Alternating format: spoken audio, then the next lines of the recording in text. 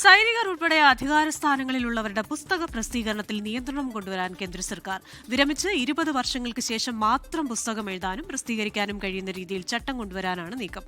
കരസേനാ മുൻ മേധാവി ജനറൽ എം നരവണയുടെ പുസ്തകം വിവാദമായതിന് പിന്നാലെയാണ് നടപടി. PR അരവിന്ദാണ് ഡൽഹിയിൽ നിന്ന് വിശദാംശങ്ങളുമായി ചേരുന്നത്. Aravind, good evening. ഇപ്പോൾ ഒരു പുസ്തകം അത് ഇത്രയും പെട്ടെന്ന് പുറത്തിറങ്ങുമ്പോൾ അതുണ്ടാക്കി വെക്കുന്ന വിവാദങ്ങൾ, അതിൽ പറയുന്ന കാര്യങ്ങൾ എത്രത്തോളം ഭരണകൂടത്തെ അടക്കം ബാധിക്കും, ഇതൊക്കെ മനസ്സിലാക്കിയതുകൊണ്ടായിരിക്കുമല്ലോ ഈ 20 വർഷമെന്ന് പറയുന്ന ആ ഒരു ടൈം പീരീഡ് സെറ്റ് ചെയ്ത് ഇപ്പോൾ ഈ ഒരു ഉത്തരവുണ്ടായിരിക്കുന്നത്. അപ്പോൾ 20 വർഷത്തിന് ശേഷം ഈ വ്യക്തി ഈ കാര്യങ്ങൾ ഓർത്തിരിക്കുമോ, അല്ലെങ്കിൽ ആ വ്യക്തി അത് പ്രസിദ്ധീകരിക്കാനുള്ള മാനസികാവസ്ഥയിലായിരിക്കുമോ, ജീവിച്ചിരിക്കുമോ, ഈ ഭരണകൂടമായിരിക്കുമോ എന്നൊന്നും നമുക്കറിയില്ല. അപ്പോൾ അതുകൊണ്ട് തന്നെ കൃത്യമായി ആർക്കും അതൊരു പ്രശ്നമല്ലാത്ത രീതിയിലുള്ള ഒരു ഉത്തരവായിരിക്കുമല്ലോ ഈ ഇറക്കിയിരിക്കുന്നത്. ഇതുമായി ബന്ധപ്പെട്ട് ഇനി പ്രസാധകരുമായി ബന്ധപ്പെട്ട് ചില അന്വേഷണങ്ങളൊക്കെ വന്നിരുന്നു എന്ന് കേൾക്കുന്നു. ഇതുമായി ബന്ധപ്പെട്ട വിവരങ്ങൾ എന്തൊക്കെയാണ്?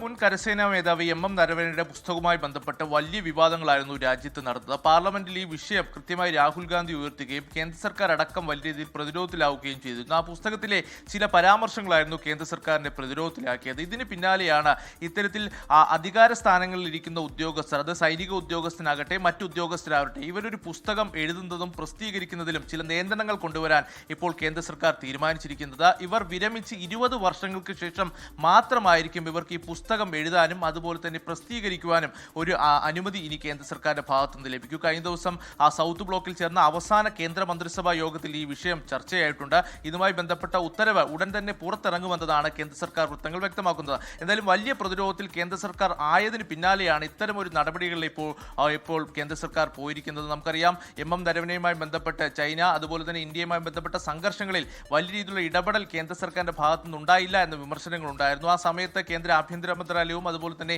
പ്രതിരോധ മന്ത്രാലയമാകട്ടെ പ്രധാനമന്ത്രിയുടെ ഓഫീസുമായി ബന്ധപ്പെട്ടെങ്കിലും വേണ്ട നിർദ്ദേശം നൽകിയിരുന്നില്ല എന്നതായിരുന്നു ഈ പുസ്തകത്തിൽ ഒരു ആരോപണം ഉണ്ടായത്. രാഹുൽ ഗാന്ധി അടക്കം ഈ വിഷയം പാർലമെന്റിൽ ചൂണ്ടിക്കാണിക്കുകയും ചെയ്തിരുന്നു. പക്ഷേ ഇതിൽ കൃത്യമായ മറുപടി നൽകാനോ അല്ലെങ്കിൽ ഇത് പ്രസിദ്ധീകരിച്ചിട്ടില്ല എന്ന നിലപാടിലായിരുന്നു കേന്ദ്ര സർക്കാർ ഉറച്ചു നിന്നത്.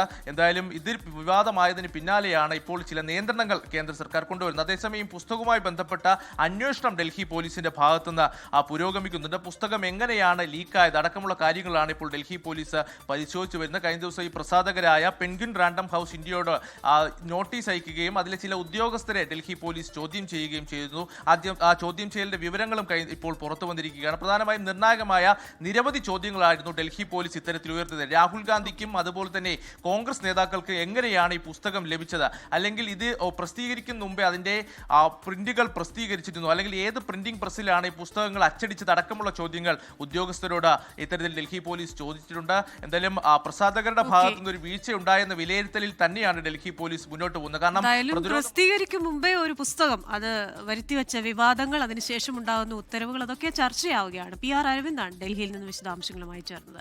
ലോകത്തെവിടെയായാലും ഏത് സമയത്തും 24 വാർത്തകളും ഓഗ്മെന്റഡ് റിയാലിറ്റി പാക്കേജുകളും എക്സ്പ്ലെയിനറുകളും വിശദമായി കാണാൻ ഞങ്ങളുടെ YouTube ചാനൽ നിങ്ങൾക്ക് സബ്സ്ക്രൈബ് ചെയ്യാം.